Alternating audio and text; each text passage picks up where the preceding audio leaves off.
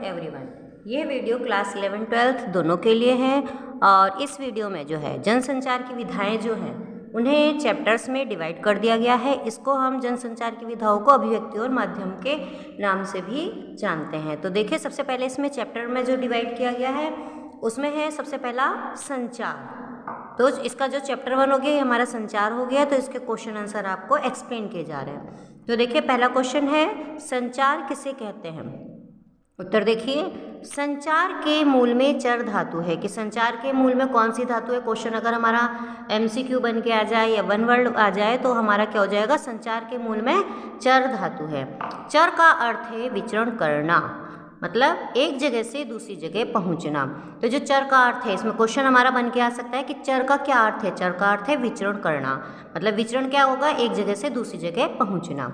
यह पहुंचना मनुष्य का भी हो सकता है, अन्य प्राणियों का भी, ध्वनि का भी, चित्र का भी और प्रकाश का भी। कि मतलब ये जो घूमना होता है, विचरण करना होता है, ये किसी भी चीज़ का हो सकता है। परंतु हम जिस संचार की बात कर रहे हैं उसका अर्थ है, लेकिन यहाँ पे जो संचार की बात कर रहे हैं उसका क्या अर्थ है। उसका अर्थ है मानव के संदेशों का पहुँचना। कि जो है मानव, मनुष्य, मतलब जो संदेश अपने एक दूसरे को पहुंचाता है, अपनी बात दूसरे तक पहुंचाता है, उसकी बात की जा रही है। पहुंचना का तात्पर्य है संदेश भेजना और प्राप्त करना। अब यहाँ पे देखिए दिया है पहुंचने का क्या तात्पर्य है, कि मतलब पहुंचना का क्या अर्थ है कि संदेश भेजना और प्राप्त करना, दोनों चीज होएगी। एक जना संदेश भेजेगा और दूसरा उसे प्राप्त करेगा। तो इसके लिए 2 लक्षण अनिवार्य हैं। इसके जो है हमारे 2 लक्षण होते हैं। सबसे पहला देखिए क्या है, 2 या 2 से अधिक व्यक्ति। कि जो है संदेश के लिए कम से कम 2 व्यक्ति होने चाहिए या फिर 2 से अधिक होने चाहिए, क्योंकि हम अपनी बात किसी को बताएंगे तो इसलिए 2 जने चाहिए। और उसका दूसरा सेकंड पॉइंट है इसका, उनके बीच किसी संदेश का संप्रेषण या ग्रहण होना। और एक चीज़ और खासियत है इसमें, 2 व्यक्ति हैं वो बिल्कुल शांत ना रहें, मतलब कोई ना कोई उनके बीच में वार्तालाप होनी चाहिए। वो आपस में अपने किसी बात को दूसरे को बताएं और दूसरा भी उसे ग्रहण करे। ठीक है, समझ में आ गई आपको बात। अब देखिए इसमें एक जो है संचार शास्त्री विल्बर श्रम ने कहा है, ये जो विल्बर संचार शास्त्री हैं उनके अनुसार संचार क्या है, संचार अनुभव की साझेदारी है। कि मनुष्य जो अपने जीवन में अनुभव करता है वो अपने अनुभव दूसरों को जो बताता है उसको संचार कहते हैं। आगे आपको समझ में। अब देखिए इसकी एक परिभाषा है कि संचार किसे कहते हैं। परिभाषा है इसकी, सूचनाओं, विचारों और भावनाओं को लिखित, मौखिक या दृश्य श्रव्य माध्यमों के जरिए सफलतापूर्वक एक जगह से दूसरी जगह पहुंचना ही संचार है। देखिए इंपॉर्टेंट बन जाता है कि संचार किसे कहते हैं। तब हम ये परिभाषा लिखेंगे कि जो हमारी जो है कोई भी हमें सूचना देनी है या हमारा कोई भी विचार हो गया, हमारी भावना हो गई, उनको किस तरीके से लिखित मतलब लिखकर, मौखिक या मुख द्वारा, या फिर दृश्य देखकर, या श्रव्य माने सुनकर, इन माध्यमों के जरिए जब हम अपनी बात को सफलतापूर्वक मतलब जो है एक जगह से दूसरी जगह पहुंचाते हैं तो वो संचार कहलाता है। अब देखिए नेक्स्ट क्वेश्चन, संचार माध्यम से आप क्या समझते हैं, या संचार माध्यम का क्या अर्थ है। कि संचार माध्यम कौन कौन से होते हैं, इस तरीके से क्वेश्चन बनकर आ सकता है। तो देखिए संचार माध्यम से आशय है वे उपकरण या साधन जो हमारे संदेश को पहुंचाते हैं। कि मतलब जो साधन जो हमारे संदेश को दूसरे तक पहुंचाते हैं, जैसे समाचार पत्र हो गया, फिल्म है, टेलीविज़न है, रेडियो है, दूरदर्शन है, इंटरनेट आदि, इनके जरिए तो हम अपनी बात दूसरों तक पहुंचाते हैं। अब देखिए नेक्स्ट क्वेश्चन, संचार के मूल तत्व कौन कौन से हैं। कि जो संचार के जो मूल तत्व हैं वो कौन कौन से हैं। तो संचार के मूल तत्व निम्नलिखित है। कितने होते हैं, 4 होते हैं, वैसे मैं आपको बता रही हूँ। तो कौन कौन से मूल तत्व है, सबसे पहले है संचारक या स्रोत, मतलब इसका क्या हो गया, संदेश देने के बारे में सोचना। कि जो व्यक्ति संदेश देने के बारे में कोई चीज़ सोच रहा है तो वो हो गया संचारक। और दूसरा हो गया इसमें संदेश का कूटीकरण, मतलब जो हम संदेश दे रहे हैं उसका कूटीकरण करना, मतलब इसको इंग्लिश में कहते हैं एनकोडिंग। कई बार एग्जाम में एनकोडिंग आ जाता है। या फिर भाषाबद्ध करना, मतलब कूटीकरण का अर्थ हो गया भाषाबद्ध, भाषा के रूप में उसको ढालना। संदेश का वाचन, इसको इंग्लिश में कहते हैं डिकोडिंग, या भाषा ग्रहण करना, कि मतलब जो बात कही गई है उसको ग्रहण करना। फिर है इसका लास्ट तत्व हैगा संचार का प्राप्तकर्ता। मतलब उसमें संदेश को समझना तथा प्रतिक्रिया करना, मतलब जैसे एक जना भेज रहा है तो दूसरा जना प्राप्त करने वाला होगा और फिर उसके बाद वो प्रतिक्रिया भी करेगा, तो वो हो गया हमारा प्राप्तकर्ता। तो हमारे संचार के ये 4 मूल तत्व होते हैं। अब देखिए नेक्स्ट क्वेश्चन, संचारक की भूमिका पर प्रकाश डालिए। जो संचारक है, देखिए पहला मूल तत्व था कि क्या कार्य करता है, तो देखिए किसी संदेश को, उत्तर है किसी संदेश को भेजने वाला संचारक या स्रोत कहलाता है। कोई भी संदेश भेजेगा उसको संचारक कहते हैं या फिर स्रोत कहते हैं। उसका प्रथम गुण है, उसका देखिए उसके अंदर गुण होने चाहिए, 2 गुण हैं उसके, तो उसका पहला कौन सा गुण है, संदेश की स्पष्टता, कि वो जो संदेश भेजे वो स्पष्ट हो, जो दूसरे को समझ में आए। और दूसरा उसका गुण है संदेश को प्राप्तकर्ता के अनुकूल कूटीकृत करने की क्षमता, कि वो जो है जिसके पास संदेश भेज रहा है, जो प्राप्त करने वाला है, उसके अनुसार ही वो संदेश होना चाहिए, जिससे कि वो समझ ले। या हमने कोई संदेश भेजा, अगला नहीं समझ पाया तो हमारे लिए संदेश बेकार हो गया ना। तो उसी के दूसरे के अनुकूल, जो प्राप्त करता है उसके अनुकूल उसको भाषा में बांधना। अब नेक्स्ट क्वेश्चन है, देखिए कूटीकरण या एनकोडिंग से आप क्या समझते हैं। मतलब कूटीकरण मतलब एनकोडिंग का क्या अर्थ है। यहाँ पे तात्पर्य आ गया, अर्थ आ जाता है, आशय आ जाता है, कोई भी चीज़ इस तरीके से हमारा क्वेश्चन पलट के आ जाता है। तो जिसमें आप कहते हैं कि आज ये वाला क्वेश्चन तो कराया नहीं था। तात्पर्य का मतलब हो गया अर्थ हो गया, आशय हो गया। तो उत्तर देखिए, संदेश को भेजने के लिए शब्दों, जब हम संदेश भेजेंगे तो किस में भेजेंगे, देखिए शब्दों में, संकेतों में या ध्वनि चित्रों का उपयोग किया जाता है। संदेश को भेजने के लिए हम इन चीज़ों का प्रयोग करते हैं, या तो शब्दों का प्रयोग करेंगे, या फिर संकेतों के माध्यम से भेजेंगे, या ध्वनि के माध्यम से भेजेंगे, या फिर चित्रों का उपयोग किया जाएगा। भाषा भी एक प्रकार का कूट चिन्ह या कोड है। अतः प्राप्तकर्ता को समझने योग्य कूटों में संदेश को बांधना कूटीकरण या एनकोडिंग कहलाता है। ठीक है, समझ में आ गया आपको। अब तो देखिए नेक्स्ट क्वेश्चन, कूटवाचन या डिकोडिंग से आप क्या समझते हैं। कूटवाचन हो गया डिकोडिंग, कूटीकरण हो गया हमारा क्या था, एनकोडिंग, यहाँ कूटवाचन हो गया वो हमारा डिकोडिंग। कूटीकरण की उल्टी प्रक्रिया कूटवाचन कहलाती है। जो कूटीकरण की प्रक्रिया थी उसके अपोजिट जो प्रक्रिया होगी वो कूटवाचन कहलाती है। इसके माध्यम से संदेश का प्राप्तकर्ता कूट चिन्हों में बंधे संदेश को समझता है। इसके लिए आवश्यक है कि प्राप्तकर्ता भी वही कोड समझता हो, कोड का वही अर्थ समझता हो जो कि संचारक समझता है। मतलब अगर हमने कोई अपनी बात कोड में कह दी तो दूसरा जो प्राप्त करता है उसको भी वही अर्थ पता होना चाहिए। जैसे कि हमारा जो है मिलिट्री के काम होते हैं या जो गुप्त वर्क होते हैं, तो उसमें जो भेजे जाते हैं संदेश वो कोडों में भेजे जाते हैं और प्राप्तकर्ता को भी वही कोड हमें मालूम होते हैं। ठीक है, अब देखिए नेक्स्ट क्वेश्चन, संदेश प्रतिक्रिया या फीडबैक किसे कहते हैं, कि मतलब फीडबैक क्या होता है। संदेश प्रतिक्रिया हिंदी में कहा जाता है और फीडबैक इंग्लिश में कहते हैं। तो फीडबैक किसे कहते हैं, इंपॉर्टेंट क्वेश्चन है, अधिकतर आता है एग्जाम में, उसका महत्व स्पष्ट कीजिए।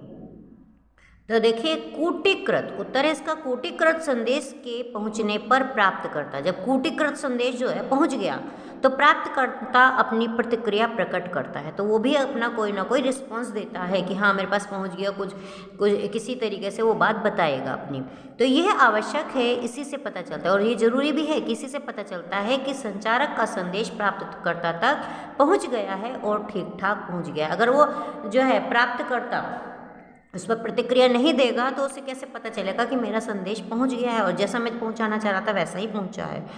ठीक है, समझ में आ गया आपको। अब देखिए नेक्स्ट क्वेश्चन, शोर से क्या आशय है, कि शोर किसे कहते हैं।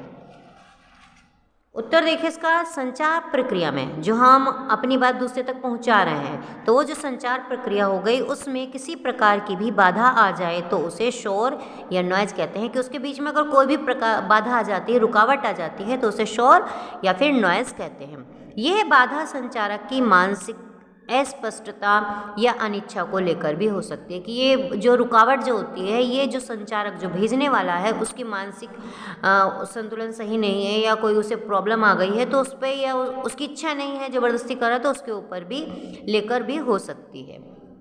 ठीक है, समझ में आ गया आपको। अब देखिए नेक्स्ट क्वेश्चन है, संचार के विविध प्रकारों पर प्रकाश डालें, कि संचार के कितने प्रकार होते हैं। तो संचार के हमारे 6 प्रकार होते हैं, तो संचार उनके नाम भी बताने होते हैं।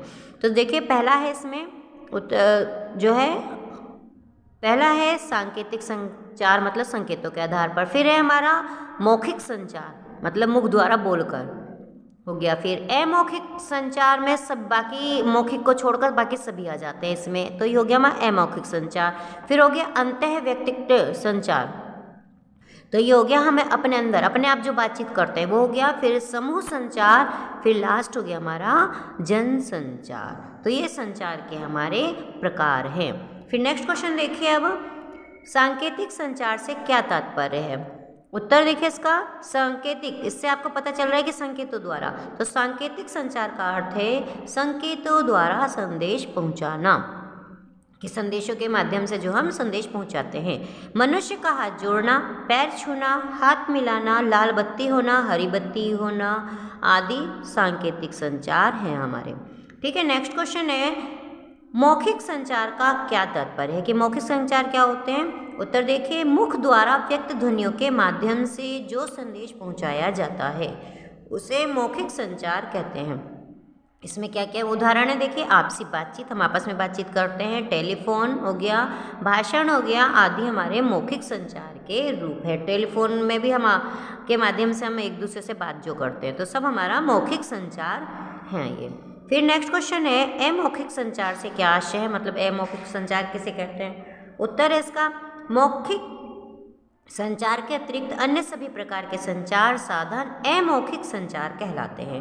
कि जो है मौखिक संचार को छोड़ दो, उसके अलावा जितने भी प्रकार के संचार साधन होंगे सभी अमौखिक संचार में आएंगे। जैसे देखिए सांकेतिक संचार भी आ गया, लिखित संचार भी आ गया, फिल्म, चित्र आदि द्वारा जो संचार है वो सब भी उसी के अंतर्गत, किसके अंतर्गत, अमौखिक संचार के अंतर्गत आ जाते हैं। फिर नेक्स्ट क्वेश्चन है अंतः व्यक्तिक संचार का क्या आशय है। जो अंतः व्यक्तिक है वो जो है कैसा संचार है वो उत्तर देखिए, अंतः व्यक्तिक संचार का आशय है एक व्यक्ति का अपने आप से बातचीत करना।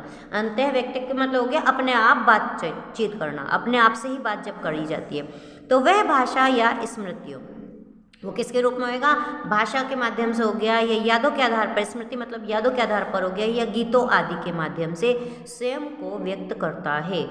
ऐसा संचार व्यक्तिक संचार होता है, इसलिए इसे अंतः व्यक्तिक संचार कहते हैं।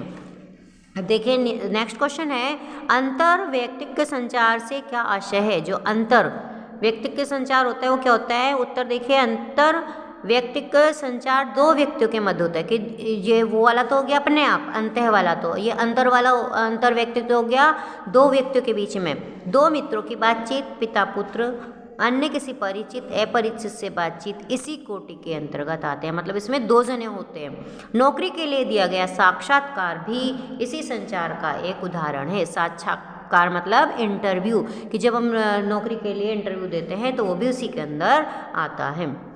नेक्स्ट क्वेश्चन हो गया हमारा समूह संचार का क्या आशय है। जो समूह संचार होता है उसका क्या अर्थ है। उत्तर देखिए, जब व्यक्ति किसी एक व्यक्ति से नहीं बल्कि एक से अधिक व्यक्ति से बातचीत करता है, कि जब आदमी एक से नहीं, एक से बहुत अधिक कई सारे लोगों से एक साथ बात करता है, या किसी समूह के सदस्य आपस में विचार विमर्श करते हैं, या कोई भी एक समूह बैठ जाता है आपस में विचार विमर्श करते हैं, मतलब सलाह मशविरा करते हैं, तो वो भी इसी के अंतर्गत आएगा, तो उसे समूह संचार कहते हैं। उदाहरण देखिए क्या है उदाहरण तया, कक्षा में पढ़ाना या पढ़ना, किसी संस्था की बैठक, जलसा जुलूस समूह संचार के उदाहरण हैं। अब देखिए नेक्स्ट क्वेश्चन, जन संचार से आप क्या समझते हैं। इंपॉर्टेंट क्वेश्चन है ये भी, कि जन संचार से क्या समझते हैं, क्योंकि मेन जो है हमारा क्या है, जन संचार माध्यम, अभिव्यक्ति और माध्यम, कि क्या कौन कौन से माध्यम आते हैं। तो देखिए जन संचार से आप क्या समझते हैं। उत्तर है, जब हम किसी समूह के साथ, समूह मतलब कई सारे लोगों के साथ, जब हम किसी समूह के साथ प्रत्यक्ष संवाद करने के बजाय, मतलब प्रत्यक्ष बिल्कुल सामने, प्रत्यक्ष का अर्थ क्या, सामने बात करने, संवाद मतलब बात करने की बजाय किसी यांत्रिक माध्यम से संवाद स्थापित करते हैं। किसी यांत्रिक मतलब किसी भी दूसरी चीज़ के माध्यम से आपस में संवाद स्थापित करते हैं, तो उसे जन संचार कहते हैं। ठीक है, उदाहरण देखिए इसका, प्रत्यक्ष कक्षा पढ़ाना जन संचार नहीं है, कि बिल्कुल हम सामने बैठकर अगर हम क्लास में पढ़ाते हैं तो वो हमारा जन संचार नहीं है, किंतु दूरदर्शन पर पढ़ाया गया पाठ्यक्रम जन संचार कहलाएगा। मैं क्लास में आपको पढ़ाती हूँ तो वो हमारा जन संचार नहीं है। अगर हम जो है टीवी पर पढ़ा रहे हैं या फ़ोन के जरिए आपको पढ़ा रहे हैं तो वो हमारा जनसंचार कहलाएगा। आगे समझ में आपको क्वेश्चन, इंपॉर्टेंट क्वेश्चन है, इसको ध्यान से समझिएगा। फिर देखिए नेक्स्ट क्वेश्चन है हमारा, जनसंचार की विशेषताएं लिखें कि जो जनसंचार है उसकी कौन कौन सी विशेषताएं होती हैं। तो जनसंचार के उत्तर देखिए, जनसंचार की निम्नलिखित विशेषताएं हैं। पहली कौन सी है, सार्वजनिकता, कि जो है कोई भी देख सकता है, कोई भी सुन सकता है, सार्वजनिकता हो आ गई उसमें। फिर नेक्स्ट हो गया हमारा अत्यधिक व्यापक, बहुत अधिक व्यापक है, छोटा रूप नहीं है, बहुत अधिक बड़ा व्यापक रूप है, बढ़ा हुआ रूप है। फिर है औपचारिक संगठन, फिर है इसमें द्वारपालों का नियंत्रण। तो यहाँ पर ये जो जनसंचार की विशेषताएं हैं, ये 4 विशेषताएं हैं। इसमें सार्वजनिकता है और बहुत अधिक व्यापक है, औपचारिक संगठन होते हैं ये अधिकतर, और फिर द्वारपालों का इन पर नियंत्रण भी होता है। अब देखिए नेक्स्ट क्वेश्चन, जनसंचार किन किन कार्यों को संपन्न करता है। जनसंचार कौन कौन से काम करता है, इंपॉर्टेंट क्वेश्चन आ जाता है ये हमारा। तो उत्तर है जनसंचार के निम्नलिखित कार्य हैं। बहुत सारे काम है जनसंचार के, कौन कौन से काम है देखिए। पहले तो सूचना देना, कोई भी चीज़ है सूचना देगा, कि जैसे कि इलेक्शन है, कोई भी चीज़ है तो इस समय जैसे मतदान का वो चल रहा है इलेक्शन का, तो सूचना देता है किसी भी चीज़ की। फिर है शिक्षित करना, वो हमें पढ़ाता भी है, शिक्षा भी देता है। फिर मनोरंजन करना, जनसंचार से हमारा मनोरंजन भी होता है।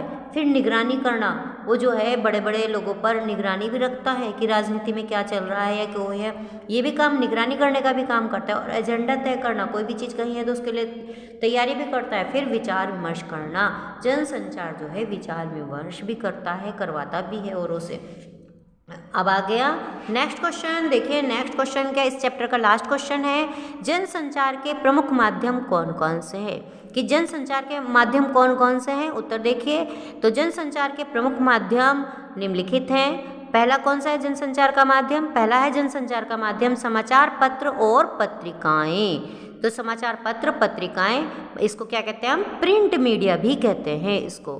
फिर नेक्स्ट है हमारा रेडियो, नेक्स्ट है जनसंचार का माध्यम दूरदर्शन, फिर है नेक्स्ट सिनेमा, और फिर लास्ट है हमारा इंटरनेट। तो ये हमारे जनसंचार के माध्यम हैं।